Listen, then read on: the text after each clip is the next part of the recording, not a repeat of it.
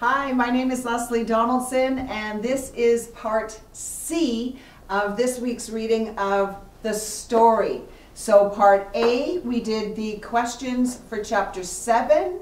Part B, we started reading chapter 8, and this is a continuation of chapter 8. We are on page 109. Now, if you're just tuning in and would like to back up, please go to our YouTube channel, ITR Polygraph, hit videos or playlists, and you can follow along from there. They're all there.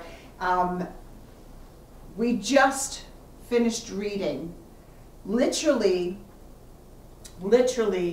that the angel of God said to Gideon, "Take the meat and the unleavened bread, place them on this rock, and pour out the broth."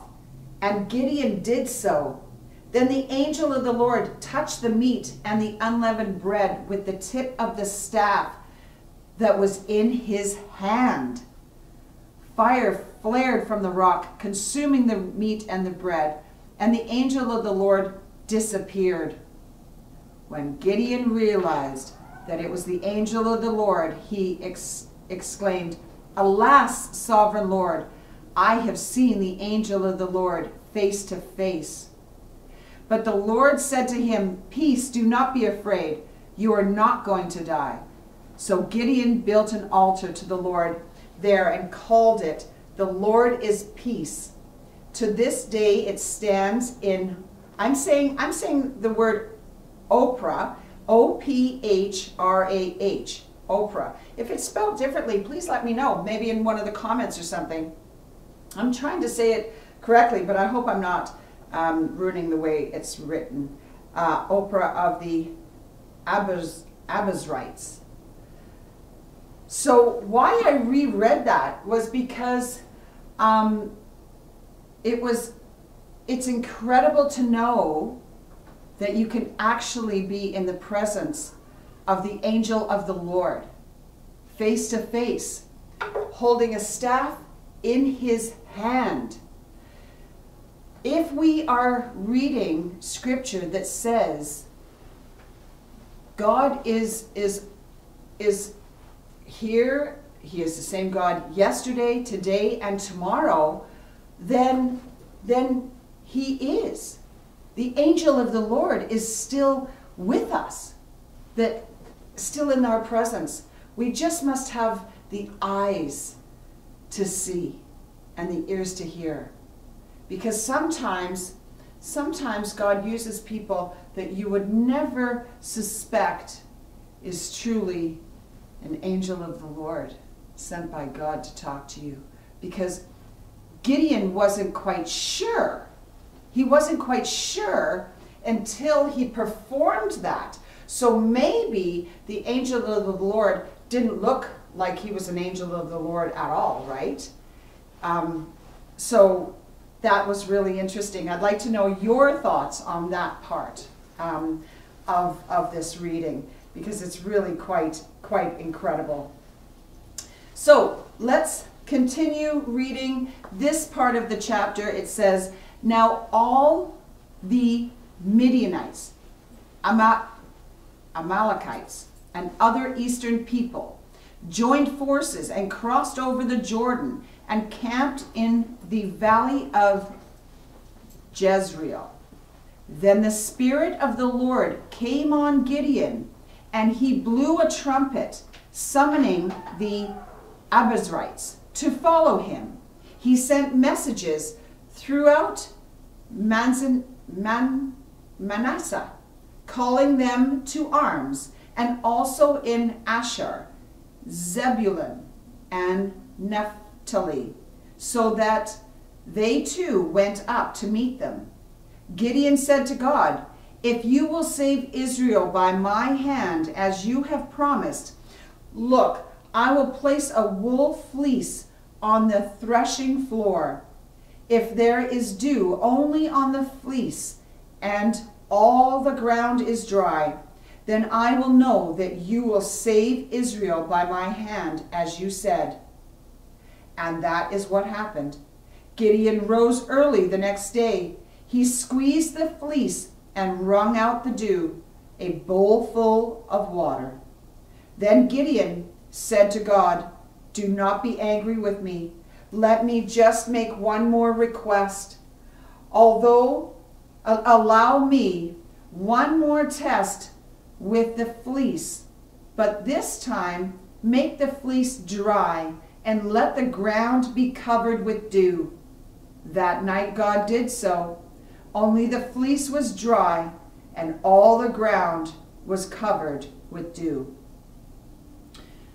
Early in the morning, Jerub-Baal, that is Gideon, and all his men camped at the spring of Harod. The camp of Midian was north of them, in the valley near the hill of Morah. The Lord said to Gideon, "You have too many men. I cannot deliver Midian into their hands, or Israel would boast against me. My own strength has saved me. Now announce to the army, anyone who trembles with fear may turn back and leave Mount Gilead." So 22,000 men left, while 10,000 remained. But the Lord said to Gideon, "There are still too many men. Take them down to the water, and I will thin them out for you. There, if I say, 'This one shall go with you,' he shall go. But if I say, 'This one shall not go with you,' he shall not go." So Gideon took the men down to the water.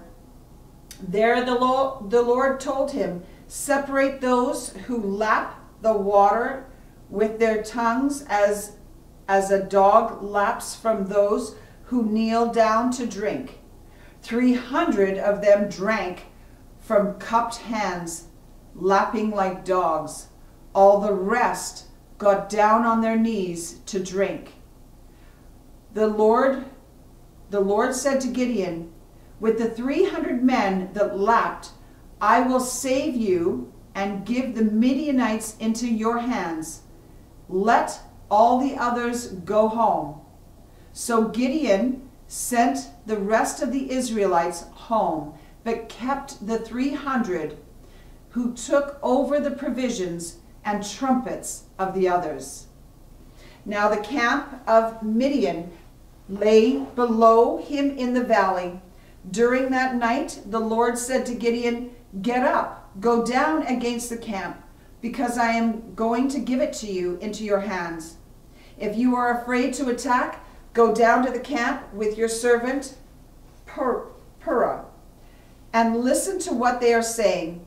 Afterwards, you will be encouraged to attack the camp." So he and Purah, his servant, went down to the outposts of the camp. The Midianites and the Amalekites and all the other eastern peoples had settled in the valley, thick as locusts. Their camels could no more be counted than the sand on the seashore. Gideon arrived just as a man was telling a friend his dream. "I had a dream," he was saying. "A round loaf of barley bread came tumbling into the Midianite camp.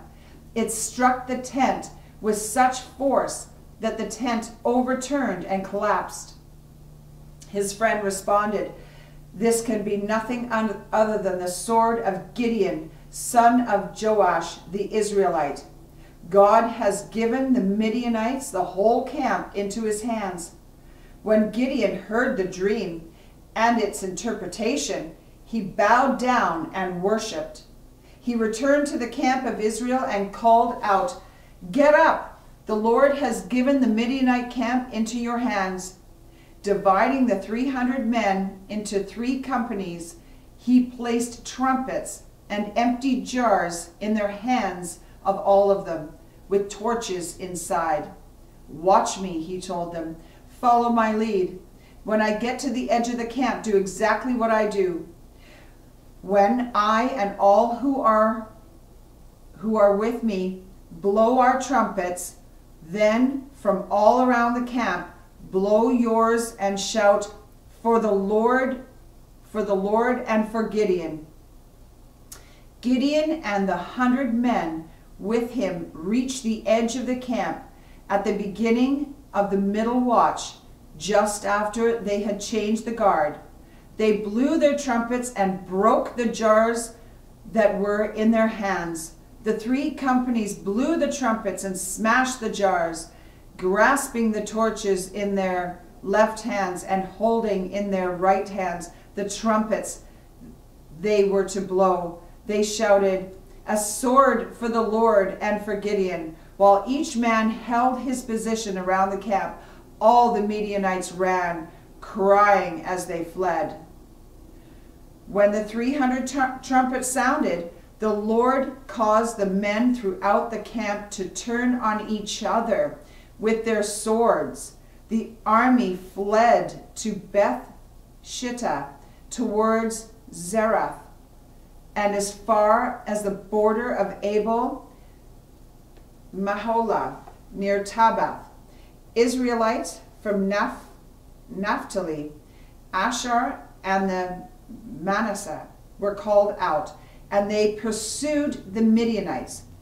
Gideon sent messages throughout the hill country of Ephraim, saying, "Come down against the Midianites and seize the water of the Jordan ahead of them as far as Beth Barath." So all the men of Ephraim were called out, and they seized the waters of the Jordan as far as Beth Barath. So they also captured 2 of the Midianite leaders, Oreb and Zeb. They killed Oreb at the rock of Oreb and Zeb at the winepress of Zeb. They pursued the Midianites and brought the heads of Oreb and Zeb to Gideon, who was by the Jordan. Thus Midian was subdued before the Israelites and did not raise its head again. During Gideon's lifetime, the land had peace for 40 years. No sooner had Gideon died than the Israelites again prostituted themselves to the Baals. They set up Baal Berith as their god and did not remember the Lord their God, who had rescued them from the hands of all their enemies on every side. Once again the Israelites forgot their faithful, holy God, and once again they suffered the consequences of their unbelief. Several Israelite leaders tried to keep enemies at bay, with mixed results. No one had Gideon's daring or success, but God was still working, and he sent an angel to make an extraordinary announcement. Again, the Israelites did evil in the eyes of the Lord, so the Lord delivered them into the hands of the Philistines for 40 years. A certain man of Zorah named Manoah from the clan of Danites had a wife who was childless, unable to give birth. The angel of the Lord appeared to her and said, "You are barren and childless, but you are going to become pregnant and give birth to a son. Now see to it that you drink no wine or other fermented drink, and that you do not eat anything unclean. You will become pregnant and have a son whose head is never to be touched by a razor, because the boy is to be a Nazirite, dedicated to God from the womb. He will take the lead in delivering Israel from the hands of the Philistines." The birth happened just as the angel had said, and the parents raised the child as God had directed. Young Samson, wild and unusually strong, became a man with a secret. Oh, how exciting. We are going to read about Samson. I'm not sure if you know this amazing man of God, amazing man of God. I'm excited to read about Samson, so I hope you are too. And we're going to discover who he is together. The woman gave birth to a boy and named him Samson. He grew, and the Lord blessed him. And the Spirit of the Lord began to stir him while he was in Mahanaim, between Zorah and Eshtaol. Samson went down to Timnah and saw there was a young Philistine woman. When he returned, he said to his father and mother, "I have seen a Philistine woman in Timnah. Now get her for me as my wife." His father and mother replied, "Isn't there an acceptable woman among your relatives or among all our people? Must you go to the uncircumcised Philistines to get a wife?" But Samson said to his father, "Get her for me. She's the right one for me." His parents did not know that this was from the Lord, who was seeking an occasion to confront the Philistines, for at that time they were ruling over Israel. Samson went down to Timnah together with his father and mother. As they approached the vineyards of Timnah, suddenly a young lion came roaring towards him. The Spirit of the Lord came powerfully upon him, so that he tore the lion apart with his bare hands, as he might have torn a young goat. But he told neither his father nor his mother what he had done. Then he went down and talked with the woman, and he liked her. Some time later, when he went back to marry her, he turned aside to look at the lion's carcass, and in it he saw a swarm of bees and some honey. He scooped out the honey with his hands and ate as he went along. When he rejoined his parents, he gave them some, and they too ate it. But he did not tell them that he had taken the honey from the lion's carcass. Now his father went down to see the woman, and there Samson held a feast, as was customary for young men. When the people saw him, they chose 30 men to be his companions. "Let me tell you a riddle," Samson said. "If you can give me the answer within the 7 days of the feast, I will give you 30 linen garments and 30 sets of clothes. If you can't tell me the answer, you must give me 30 garments and 30 sets of clothes." "Tell us your riddle," they said. "Let's hear it," he replied. "Out of the eater, something to eat. Out of the strong, something sweet." For 3 days, they could not give an answer. On the 4th day, they said to Samson's wife, "Coax your husband into explaining the riddle for us, or we will burn you and your father's household to death. Did you invite us here to steal our property?" Then Samson's wife threw herself on him, sobbing, "You hate me. You really don't love me. You've given my people a riddle, but you haven't told me the answer."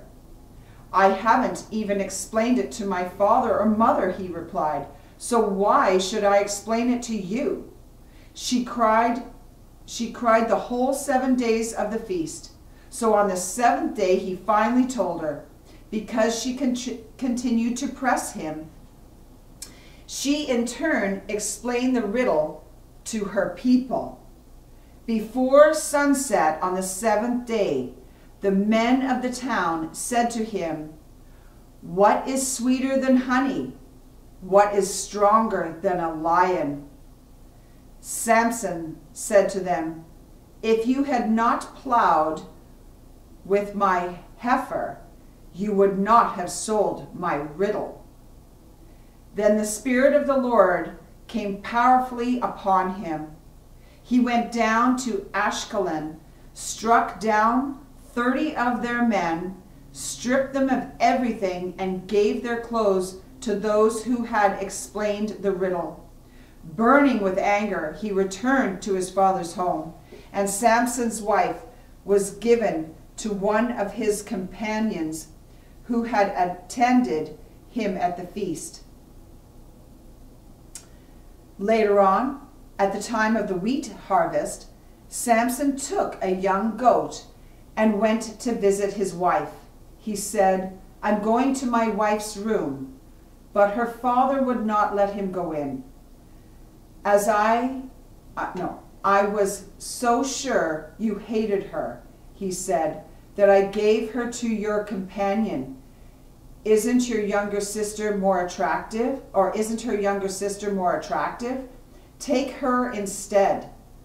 Samson said to them, "This time I have a right to get even with the Philistines. I will really harm them." So he went out and caught 300 foxes and tied them tail to tail in pairs. He then fastened a torch to every pair of tails, lit the torches, and let the foxes loose, and in the standing grain of the Philistines. He burned up the stalks and the standing grains, together with the vineyards and the olive groves. When the Philistines asked, "Who did this?" they were told, "Samson, the Timnite's son-in-law, because his wife was given to his companion." So the Philistines went up and burned her and her father to death. This is so hard to read.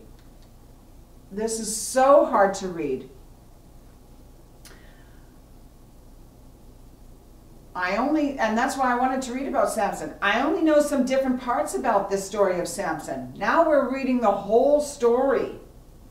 Oh my goodness. And the things people did, and tying torches to foxes' tails. Oh my goodness sakes. And now we have... So the Philistines went up and burned her and her father to death.